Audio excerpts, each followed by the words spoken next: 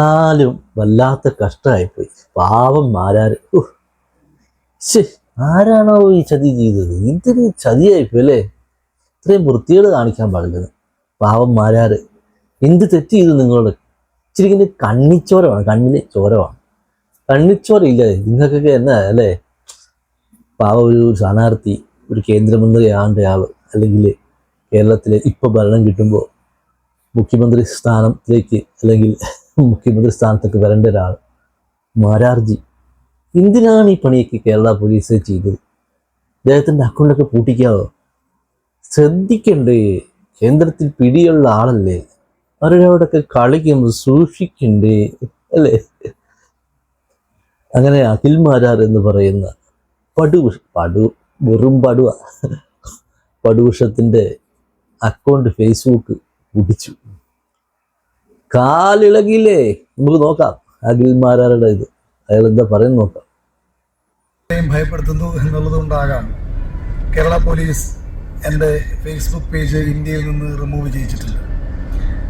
എന്തായാലും ഓക്കെ, ഇതാണ് അഖിൽ മാരാർ പറഞ്ഞിരിക്കുന്നത്. ഏതോ ഒരു വൃത്തികെട്ടവന്മാർ ഏതോ രാഷ്ട്രീയത്തിൻ്റെ പേരിൽ, എന്തിൻ്റെ പേരിലായിക്കോട്ടെ, ഒരാളുടെ അക്കൗണ്ട് അങ്ങ് പൂട്ടിച്ചു. ഫേസ്ബുക്കിൽ അഖിൽ മാരാർ എന്നടിക്കുമ്പോൾ മാരാർ, എനിക്ക് മനസ്സിലാകാതെ ഈ മാരാർ എന്നിങ്ങനെ പേര് വരുന്നുണ്ട്.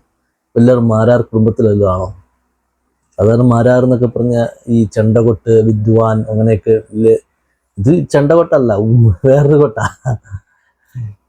ഈ ചങ്ങായിയുടെ അക്കൗണ്ട് ഫേസ്ബുക്ക് പൂട്ടി എന്നും പറഞ്ഞു. ഇന്ത്യയിൽ നേപ്പാളിൽ കിട്ടൂല, വേറെ രാജ്യത്ത് കിട്ടുമ്പോൾ.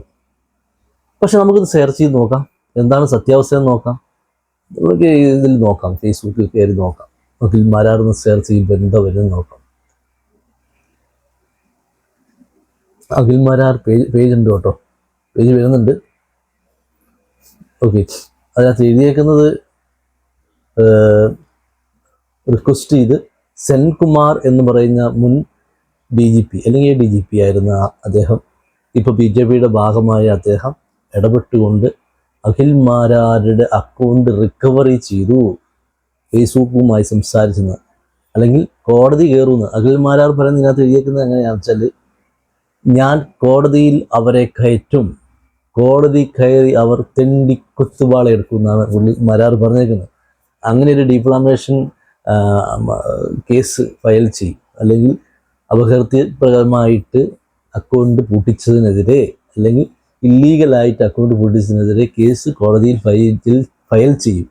എന്ത് കാരണമാണെന്ന് ബോധിപ്പിക്കണം. കാരണം പ്രത്യേകിച്ച് ഒരു കാരണങ്ങൾ കാണിക്കാതെയാണ് ഈ അക്കൗണ്ട് പൂട്ടിച്ചിരിക്കുന്നത്. കേരള പോലീസാണ് പൂട്ടിച്ചിരിക്കുന്നത്. എന്താണ് കാരണമെന്നും വ്യക്തമായി പുള്ളിക്ക് മനസ്സിലായിട്ടില്ല. പക്ഷെ അക്കൗണ്ട് തിരിച്ചു കിട്ടി. ഇത്രയും നേരം ഞാനത് പറഞ്ഞുകൊണ്ടിരിക്കാൻ കാരണം വെച്ചാൽ, പല യൂട്യൂബർമാരും ചെയ്തേക്കുന്ന വീഡിയോ ഇതിൻ്റെ സത്യാവസ്ഥ പുറത്തു വന്നിട്ടില്ല. ഇപ്പം ഞാനതൊന്ന് ഫേസ്ബുക്കിൽ കയറി സെർച്ച് ചെയ്ത് നോക്കിയ, അപ്പോൾ അക്കൗണ്ട് പോയെന്നുള്ളത് സത്യമാണ്. പക്ഷെ അതിപ്പോൾ റിക്കവർ ആയിട്ടുണ്ട് കേട്ടോ. അത് എങ്ങനെ തിരിച്ചു കിട്ടിയെന്ന് വെച്ചാൽ എനിക്ക് അറിഞ്ഞുകൂടാ. അവർ സെൻകുമാർ എന്ന് പറഞ്ഞാൽ മുൻ DGPയോ ADGP ഒക്കെ ഇതിനകത്ത് ഇടപെട്ടു എന്ന് പറയുന്നുണ്ട്. ഒത്തിരി പേര് ഇടപെട്ടിട്ട് അക്കൗണ്ട് തിരിച്ചു കിട്ടി. മാരാരേ അങ്ങനെ ഒരു പ്രാവശ്യം തിരിച്ചു കിട്ടി. ഇനി തിരിച്ചു കിട്ടുമെന്ന് അറിഞ്ഞുകൂടാ. ഇതുപോലെ എന്തെങ്കിലും പരാതിപ്പെട്ടിട്ടുണ്ടെങ്കിൽ. പക്ഷേ മാരാരേ, ഇങ്ങനെയൊക്കെ പോയാൽ മതിയോ? മുഖ്യമന്ത്രി സ്ഥാനത്തേക്കൊക്കെ ഈ 10-24 ദിവസമുള്ളൂ കേട്ടോ റിസൾട്ട് വരാൻ. പോട്ട് മുഖ്യമന്ത്രി സ്ഥാനം പോട്ടെ, MLA അവിടെ വിജയിക്കാൻ പറ്റുമോ മാരാർക്ക് നോക്കാം.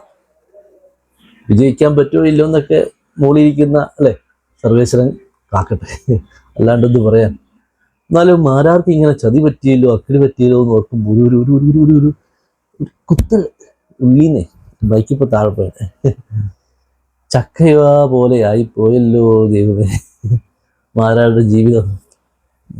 മാരാരങ്ങ് ഷോ പറയുക ഇറക്കിയില്ലേ പിഷാരടിക്കെതിരെ, അല്ലെങ്കിൽ എന്തൊക്കെയല്ലേ മാരാരെ കാണിച്ച. 24 ദിവസം കൊണ്ട് മാരാര് കറക്റ്റ് മാരാറായിട്ട് പോവുമോ, MLA ആകുമോ, മന്ത്രിയാകുമോ എന്താണെന്ന് നമുക്ക് കാണാൻ സാധിക്കും.